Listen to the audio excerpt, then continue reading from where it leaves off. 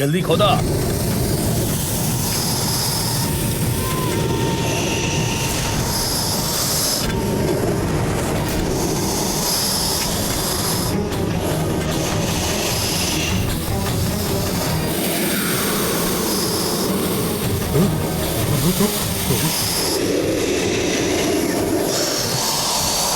शिवनागिन आ गई नहीं। शिवनागिन आगे हुई है।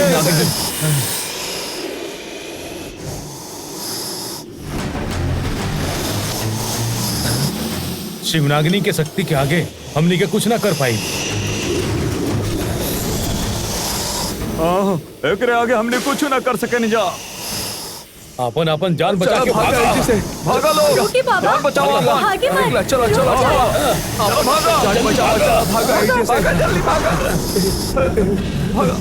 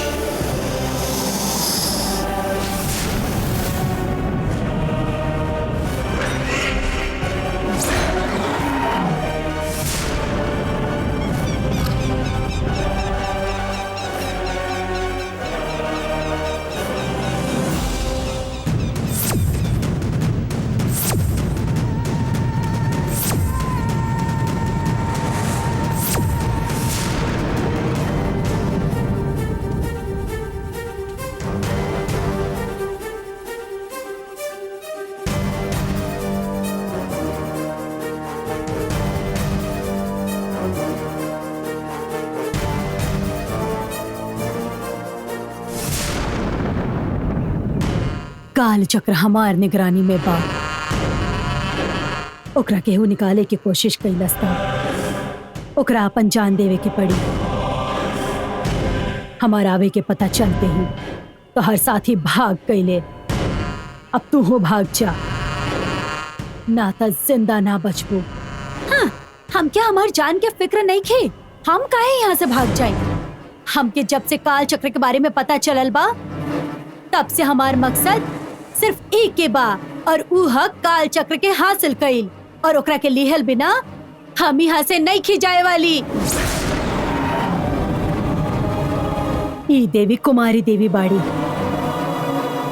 कुमारी देवी के सामने एगो कुमारी लड़की के सजा ना दे सकिन, यही से हम अपन ऊपर संयम रख ले बानी।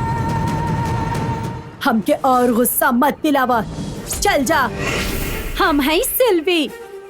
हम काग भुचंड देवी गुफा देवी के अवतार लेके आइल बानी। हमके आपसे डर ना लगेला।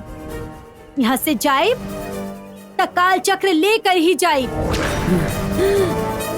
ना सिल्वी, कुछ गलत होके से पहले चल जा। अगर आप ओकर रक्षा करे आइल बानी तो हम ओकर हासिल करे आइल बानी। आप हमके कैसे रोके नी यो हमू देखा बाप। हम अभी तुड़े वाला बानी। अगर आप रोक सके नी तो रोक के दिखाई।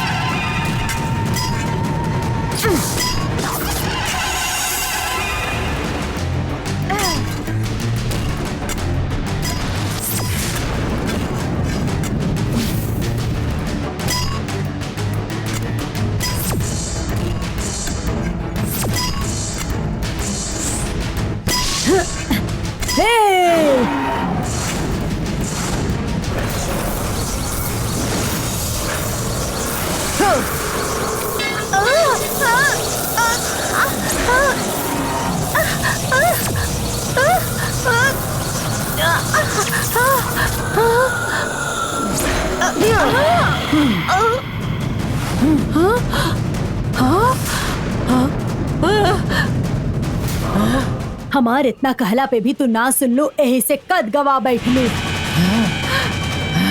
अब यहाँ से निकला, ना तो जान चल जाई तो हर जा। काल चक्र लेहले बिना हम यहाँ से ना जाए। सिल्वी, सिल्वी, सिल्वी, हमार सिल्वी कहाँ बाड़ी? सिल्वी, सिल्वी भैया। तू कहाँ बाड़ू? सिल्वी, तो हर कद के का हो गइल? बतावा सिल्वी, तू अचानक इतना छोट कैसे हो गइल सिल्वी? ई सभी शिव नागिन के काम बा, हमार कद और आवाज के बदल देहलस। हमरा सिल्वी के तू ऐसन हालत कर देलू। रुका, अभी बताओ तनी तोहरा के हम।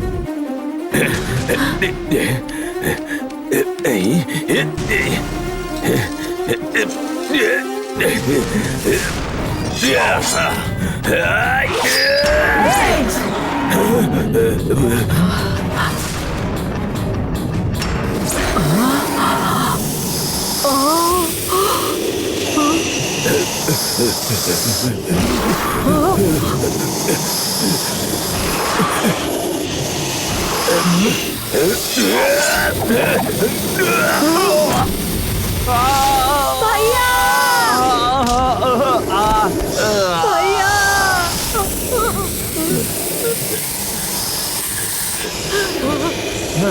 सिल्वी, यहाँ मत रुका, भाग जा यहाँ से, भाग जा सिल्वी, मत रुका यहाँ। भैया, भैया, माय भाई।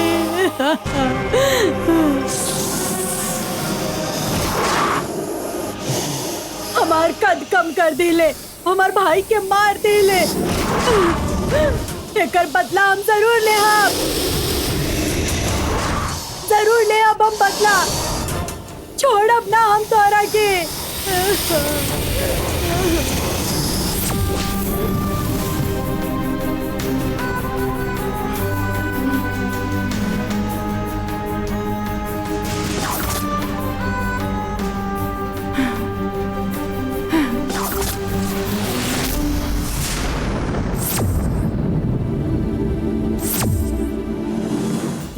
काल बलवंत सिल्वी अब तक अइले नहीं, एकरा मतलब वो दोनों ओकरा हाथ लग गइल बाड़े। दोनों उनकर हाथ लग गई और वो हमार चंगुल ऐसे में काहे फंस बोलत गई बाड़ा? नी। वजह है का गुरुदेव, बड़बड़ करत बड़ा। वो वन देवी के मंदिर खोजे खातिर राउर जरूरत रहे, यही से अब तक रउआ के कुछ ना कही नहीं। हाँ। लेकिन आज से आपन वंश के गुरु हम बनी।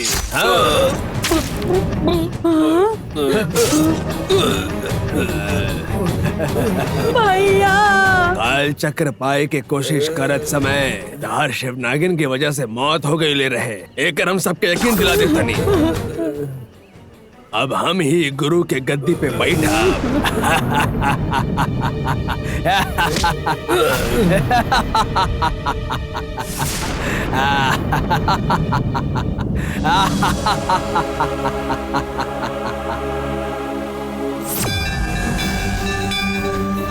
ओ दिन पाप ना करे के रहे, इसे सिल्वी के जिंदा छोड़ देनी, पर वो हमार नंदनी के कोनो बंधन में बांध रख ले बा। नंदनी के ढूंढने में हम कोनो कसर नहीं की छोड़ ले। चिंता मत करी माता, नंदिनी कहाँ बिया ये हम कालू देवा से पूछ के बता देता नहीं।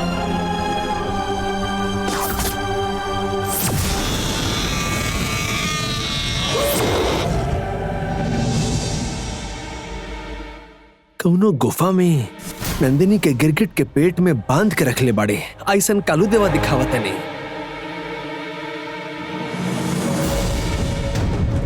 लेकिन वो गुफा कहाँ हाँ नहीं खे मालूम, लेकिन गुफा में गुफा देवी के मूर्ति है। गुफा देवी के मूर्ति मिल जाई तो हमने के पता चल जाई कि नंदिनी कहाँ बिया। हम ढूंढ निकाला बोकरा की। हमरा और मदद खातिर रवा के संगे आए चाहिए ना, हम ही ढूंढ ले। हम चला तनी, हम जरा रुकी। कालू देवी के चौखट से वापस जाता नहीं। रवा नंदिनी के कैसे भी ढूंढ निकली है, लेकिन नंदिनी के वापस आए के बाद पहले जैसन बदला के भावना ना होके ओके जरा शांत करी। हमके शांति ही पसंद बा, पर हमार बेटी नंदिनी रौद्र रूप धारण करे वाली बिया। नंदिनी इतना गुस्सा में बिया, राउर देहल गैल वचन के वजह से ना वापस ले ली ना। वो वापस ले लेनी, तो हमार संरक्षण में रहे वाली वन देवी के मान के का होखी। गंगा के जिंदगी के ना सोचने ता ओकर जिंदगी खराब हो जाए। गंगा भोली बिया, ओकर खुश रहल रउआ खातिर जरूरी नहीं खे। गंगा के खुशी हमरा खातिर जरूरी नहीं खे, वन देवी के सुरक्षा ही हमरा खातिर बहुत जरूरी बा। वन देवी के पैर के नीचे से काल चक्र चुरावे खातिर वो लोग आसन तोड़ फोड़ देहले, हम उनका के माफ ना करब। ई पाप करे वाला केहू भी जिंदा ना बच सकेला। केकरा के जिंदा रहे के होखी कि ना रहे के होखी ये हमने ना तय कर सकेनी, समझ लो। वन देवी ही तय कर सकेनी। वन देवी के जे भी कहे के बा वो सुनाने खातिर हमनी के बानी ना। पाप करे वाला के सजा मिले के ही चाहिए। उनका के मिले वाली सजा भगवान के संपत्ति हड़पे के सोचे वालन खातिर एक सबक हुई। भगवान के साथ खेले वालन के मन में हमेशा एगो डर होके के चाहिए। देवी के छत्र छाया में रहे वालन के देवी सेवा के मौका देवेली। ऐसा ही मिलल सेवा के मौका में हम काल चक्र के रक्षा करत रहनी।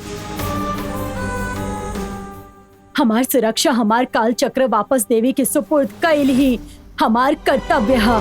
इस जिम्मेदारी हम अब नंदिनी के देहले बानी। नंदिनी हमार कर्तव्य पूरा करके ही रही। जैसे काल चक्र पावल राउर कर्तव्य है, वैसे ही गंगा के रक्षा करल हमार फर्ज बा। गंगा की तकलीफ ना होके के चाहिए, बाकी चाहे रवा कुछ हो करी, लेकिन गंगा पर अगर कौनो आँच आई तो हमके गंगा के तरफ से खड़ा होके के पड़ी। धर्म की रक्षा करे खातिर कालू देव बड़े और धर्म नंदिनी के तरफ से बा। सच्चे मन से कैल नाग माता के भक्ति करे खातिर रवा के गंगा के रक्षा करे के चाहिए, लेकिन रवा ओकर खिलाफ खड़ा बानी।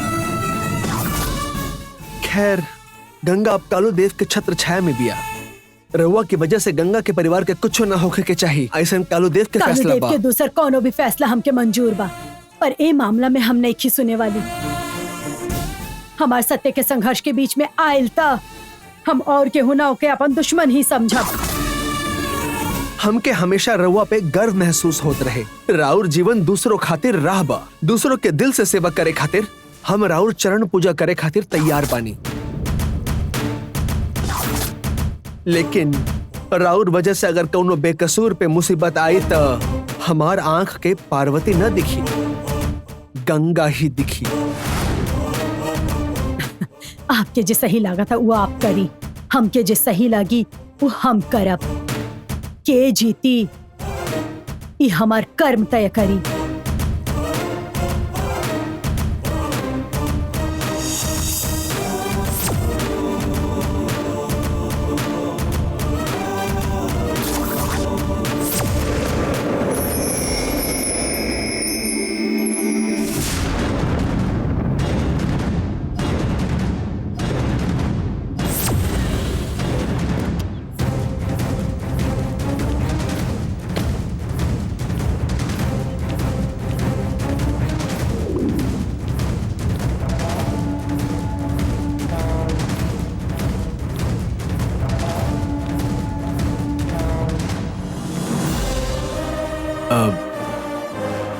Excuse me?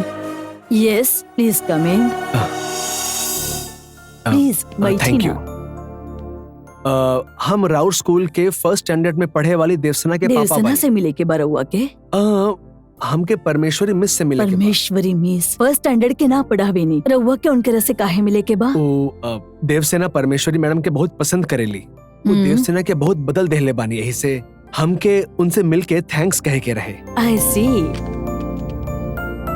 Jaya, yes madam. Parameshwari madam से कहो ऑफिस में आ जाए। Okay madam. और देवसेना स्कूल में कैसे रहेली? She is brilliant, she is an energetic girl. ओकर एक्टिविटीज देख के बाकी बच्चा भी मोटिवेट हो खेले। देवसेना हमनी के स्कूल में पढ़ेली, ये हमनी खातिर गर्व के बात बा। Excuse me madam. Yes please come in. कहीं मैडम। ये देवसेना के पिताजी बाड़े, रउआ से मिले आइल बानी। बोली सर का बात बा? ई के ये बानी? तो बानी परमेश्वरी मिस। एजे परमेश्वरी नाम के और कोनो मिस बिया का? ना तो ए नाम के यह मिस बिया हमनी के स्कूल में। सॉरी, हम जैसे मिले आयल रहनी वो ही नहीं खी। ओके मिस, रहुआ क्लास ओके में जाए। Ma'am. Sorry ma'am. It's okay. अब मैडम हम इनके खोजता नहीं। इनकरा जैसन हमनी के स्कूल में केहू नहीं sorry sorry for the it's disturbance. Okay, no problem.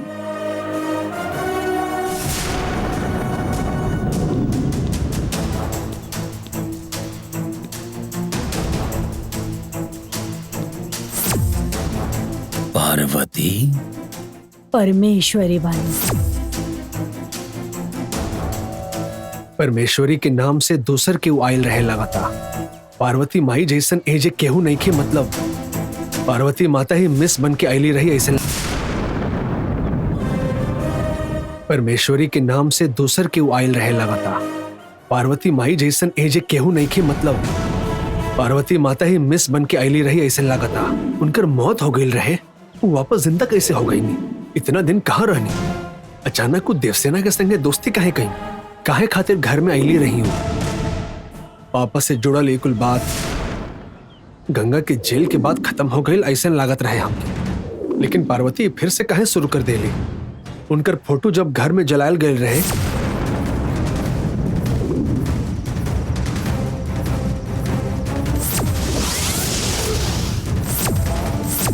तब हमनी के फैक्ट्री में आग लग गई रहे।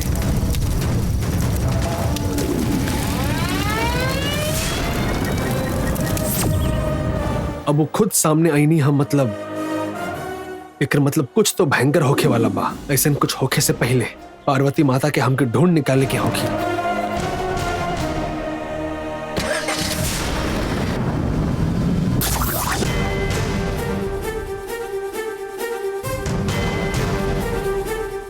देवी के आशीर्वाद से हम इनका ध्यान करे वाला बानी।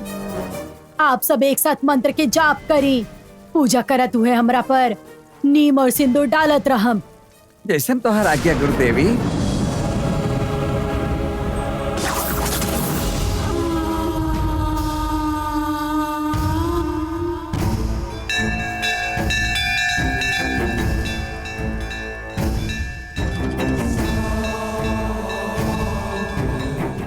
जय वेंद्रनाथ, मुनार, घोर, नील भद्र, काल भैरव, गति महामुनि, नील मूलशीत, काग भुजंड जय हो, काग भुजंड जय हो, काग भुजंड जय हो। अघोर नील भद्र, अघोर नील भद्र, काल भैरव, गति महामुनि, नील मूलशीत, काग भुजंड जय हो, काग भुजंड जय हो।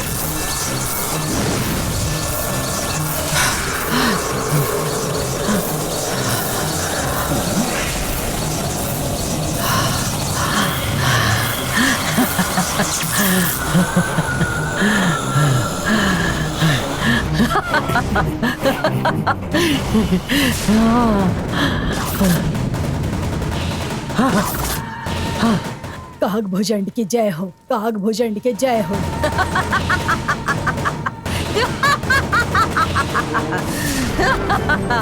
देवी के आशीर्वाद से खोयल हुई शक्ति वापस ही ना मिलल, बल्कि दुगना मिलल बा। अब केहू भी हमरा कोनो काम में रुकावट ना डाल सकी। काग भुजंडी परंपरा में गुरु देवी के हैसियत से काम करते हुए भी कोनो रुकावट ना हुई। बहुत बहुत बधाई गुरुदेवी। एमे कौन खुशी बा? काल चक्र पावे में ही असली खुशी बा। देव सेना के जान के बलि देवे के बाद ही गुरु दोष के निवारण होई। काल चक्र पावे के शक्ति मिली हमरा के, लेकिन तुरंत होके के चाहिए। इस सूर्य ग्रहण अमावस्या के रात में देव सेना के जान के बलि चढ़ावे की पड़ी। इस सूर्य ग्रहण अमावस्या के रात में देव सेना के जान के बलि चढ़ावे की पड़ी। अभी तक देव सेना के लावे में हम नाकाम रहनी, पर अब ना हारब हम। देव सेना के लेके आवतानी। आप सब सूर्य ग्रहण के पूजा के तैयारी करी। जैसन आज्ञा गुरुदेवी। तोहारी रौद्र रूप सूर्य ग्रहण अमावस्या तक ही बा। ओकरा बाद हमार खेल शुरू होके वाला बा। यशस्वी हुकला के बाद चामुंडी के सारा तांत्रिक जय जयकार करिए।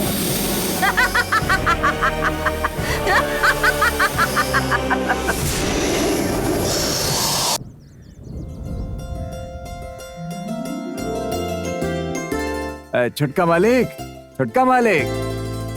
आई नहीं आई आई आई चलिए। का भाई?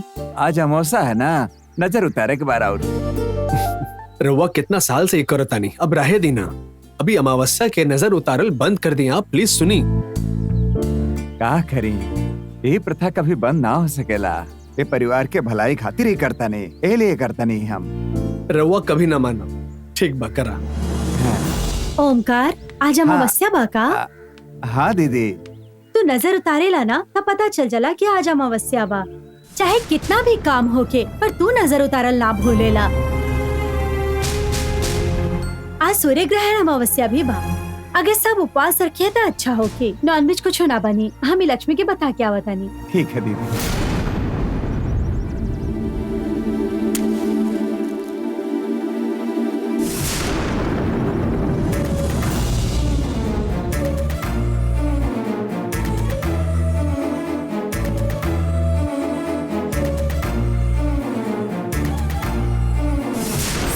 साधारण अमावस्या के मध्य रात्रि के नंदिनी शक्ति नागिन के रूप में बहुत ज्यादा शक्तिशाली हो जाएगी। ग्रहण अमावस्या के महाशक्ति नागिन बनके उस सारी शक्ति के सीमा पार करी।